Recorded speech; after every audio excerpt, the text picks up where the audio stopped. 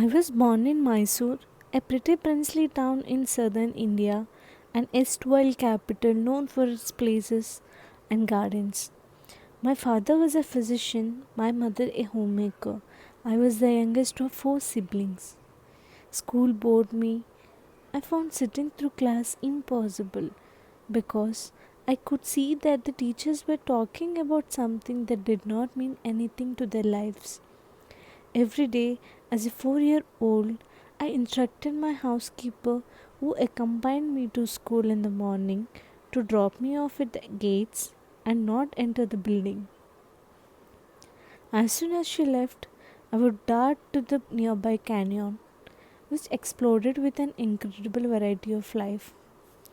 I started accumulating a vast personal zoo of insects, poles, and snakes in bottles obtained from my father's medicine cabinet.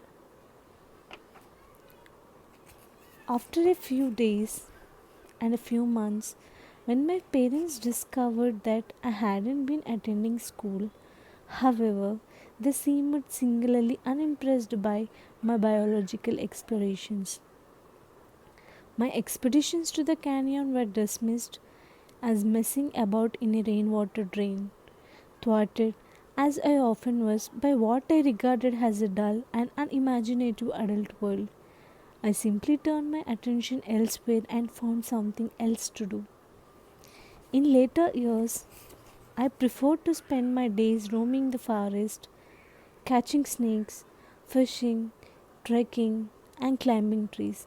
I would often climb to the topmost branch of a big tree with my lunchbox and water bottle.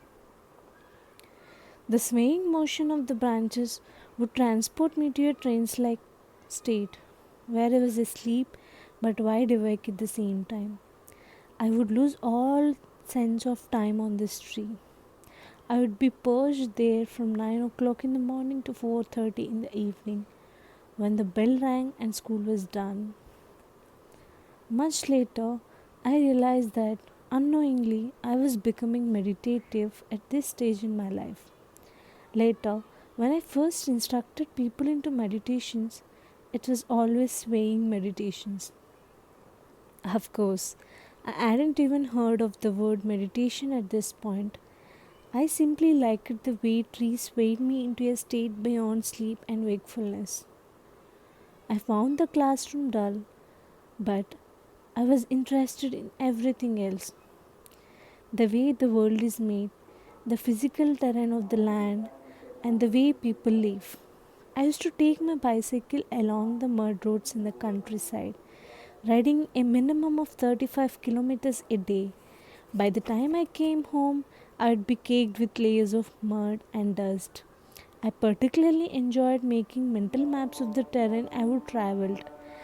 I could just close my eyes when I was alone and redraw the entire landscape that I would see that afternoon. Every single rock, every outcrop, every single tree. I was fascinated by the different seasons, the way the land changes when it is ploughed, when the crops start germinating. That is what drew me to the work of Thomas Hardy. That, that is descriptions of the English landscape which go on pages on end. I was doing the same in my head with the world around me. Even today, it is like a video in my head. If I want, I can replay the whole thing, those years and years of all that I observed with vivid clarity. I was a die-hard skeptic. Even at this age of 5, when a family went to the temple, I had questions, a lot of them. Who is God? Where is He? Up there? Where is up? A couple of years later, I had enough more questions. In school, they said the planet was round, but if the planet was round, how did one know which way was up? No one ever managed to answer these questions. So, I never entered the temple. This meant they were compelled to leave me in the custody of the footwear attendant outside. The attendant held me by the arm in a vice-like grip, pulling and tugging me around with him as he did his business. He knew that if he looked at the other way, I would be gone. Later in my life, I couldn't help noticing that people coming out of restaurants always had more joyful faces than those coming of temples that integrate